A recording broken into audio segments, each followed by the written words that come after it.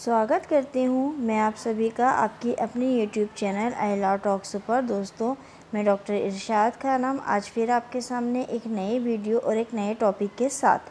आज हम भारतीय संविधान अधिनियम 1872 का जो सेकंड पार्ट दे रखा है उसके अंतर्गत गिरवीकर्ता के अधिकार के बारे में पढ़ेंगे। इसके पहले हम गिरवी क्या होती है वो पढ़ चुके हैं, गिरवी के आवश्यक तत्व पढ़ चुके हैं। अब हम गिरवीकर्ता के क्या क्या अधिकार हैं हम उसके बारे में पढ़ेंगे, हम उसका अध्ययन करेंगे।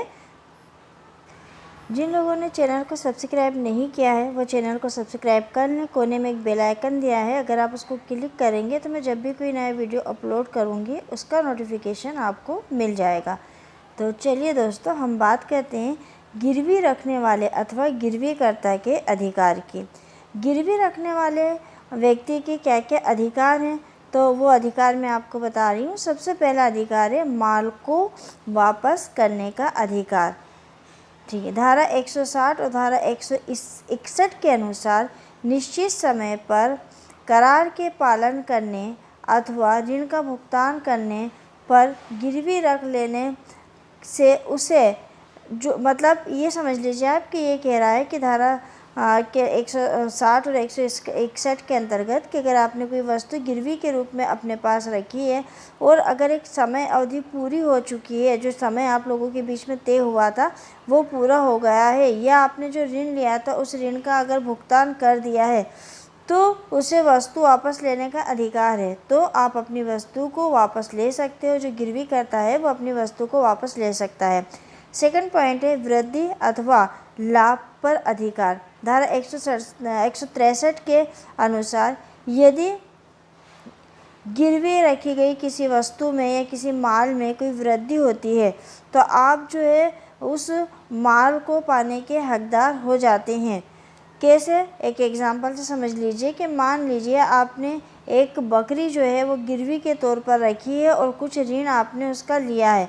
अब उस बकरी ने अगर बच्चा दे दिया है तो जब आप अपना माल वापस लेने के लिए जाते हो उसका ऋण का भुगतान करने के बाद, या फिर उस जो वचन आपने लिया था उस वचन का पालन करने के बाद जब आप अपनी बकरी को वापस लेने जाते हो तो आपको ये पता चलता है कि उस बकरी ने बच्चा दिया है, मतलब कि आपने जो माल लिया था उस माल में वृद्धि हो गई है या उस माल से कोई लाभ प्राप्त हो रहा है, तो फिर आपको उस बकरी के साथ साथ उस बच्चे को भी प्राप्ति करने का अधिकार है। तो इस प्रकार से वृद्धि या माल जो लाभ हुआ है उसको प्राप्ति करने का भी गिरवीकर्ता का अधिकार हो जाता है।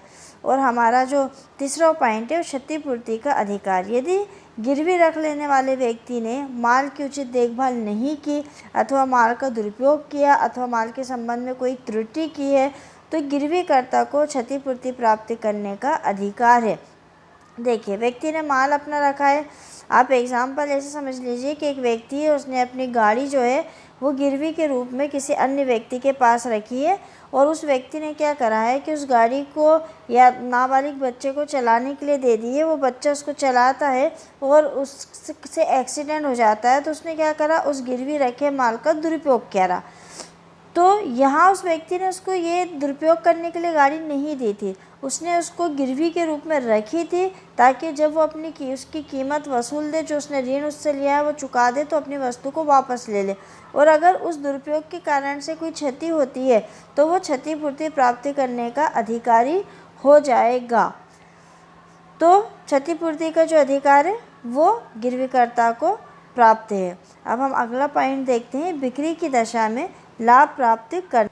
धारा 176 के अनुसार गिरवी रखने वाले की त्रुटि की दशा में यदि गिरवी की संपत्ति को बेच दिया गया और इस प्रकार विक्रय की राशि ऋण तथा उसके ब्याज से अधिक हो तो गिरवी रखने वाले को इस अधिक के राशि को प्राप्ति करने का अधिकार होगा।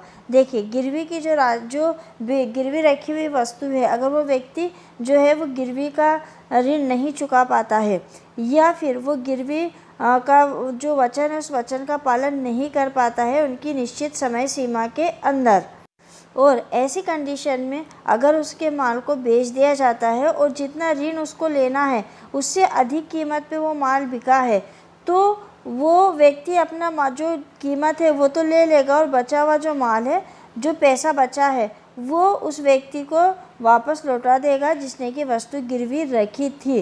तो ये बिक्री की दशा में उसको लाभ प्राप्ति करने का भी अधिकार मिलता है। अगर कोई वस्तु बेची है, उसमें कोई लाभ प्राप्त हुआ है, तो वो उस लाभ को भी प्राप्ति करेगा।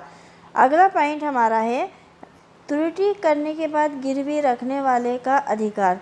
धारा 177 के अंतर्गत यदि ऋण के भुगतान अथवा वचन के निष्पादन के लिए कोई समय निश्चित है और गिरवी रखने वाला निश्चित समय पर भुगतान करने अथवा वचन का निष्पादन करने में कोई त्रुटि करता है, कोई भूल करता है, तो उस कंडीशन में माल की वास्तविक बिक्री से पहले किसी भी समय वो उस माल को छुड़ा सकता है। जब वो व्यक्ति जिसके पास अपने माल को गिरवी रखा है, अगर वो जिसने माल को गिरवी रखा है, अगर वो निश्चित समय पर पैसा नहीं चुकाता है और वो निश्चित समय पर ऋण का भुगतान नहीं करता है या वचन का पालन नहीं करता है, तो उस कंडीशन में हमने पढ़ा था कि परियमदार को ये अधिकार होता है कि वो वस्तु को बेच दे।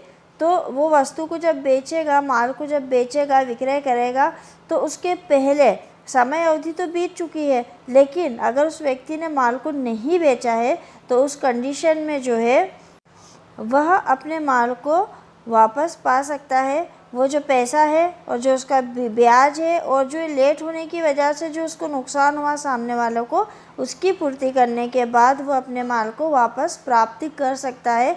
ये जो त्रुटि करने के बाद गिरवी रखने का जो अधिकार है, रखने वाले का जो अधिकार है, इसको मोचन का अधिकार भी कहा जाता है। ये मोचन के अधिकार के नाम से भी जाना जाता है। तो दोस्तों, आज हमने गिरवीकर्ता कि क्या क्या अधिकार हैं वो हमने पढ़ा है, आज हमने उसका अध्ययन करा है। अगर आपको वीडियो पसंद आता है तो लाइक, कमेंट, शेयर करिएगा। व्हाट्सएप, फेसबुक पे आप फॉलो करिएगा, इंस्टाग्राम पे फॉलो करिए, और जो मैंने ब्लॉग बनाया है उसके अंदर मैं इसके नोट्स भी उपलब्ध करा रही हूँ। उसकी लिंक भी मैं इस डिस्क्रिप्शन बॉक्स में आपको दे दूँगी, तो आप मुझे उसके ऊपर भी फॉलो करिए। चूँकि अभी लॉकडाउन का वक्त चल रहा हो, जैसी स्लाइड में बनाती हूँ वैसी स्लाइड में नहीं बना पा रही हूँ, इस वजह से मैं आपको बस ये चाहती हूँ कि आपकी पढ़ाई का लॉस ना हो, तो जैसे भी अवेलेबल हो रहा है मैं आपको वीडियो उपलब्ध करा रही हूँ। मिलते हैं अगले वीडियो में एक नए टॉपिक के साथ। तब तक के लिए शुक्रिया, धन्यवाद।